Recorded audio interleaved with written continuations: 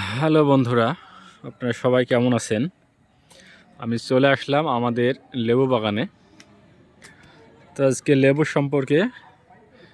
চাষ সম্পর্কে আপনাদেরকে কিছু কথা বলবো। তার আগে আমাদের বাগানের কিছু লেবু দেখাই আপনাদেরকে। দেখছেন অনেক সুন্দর লেবু ধরেছে, থোকায় থোকায় লেবু দেখছেন।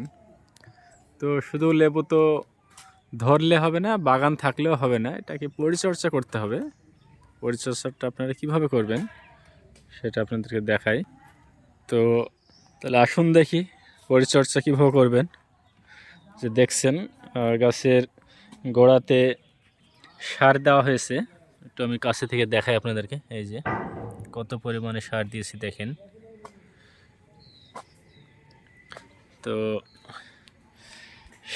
কি সার দিবেন এখন, আর কিভাবে সারটা দিবেন?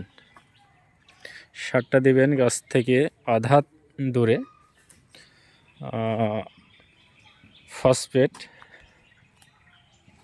Urea, potash, gypsum, Furadan,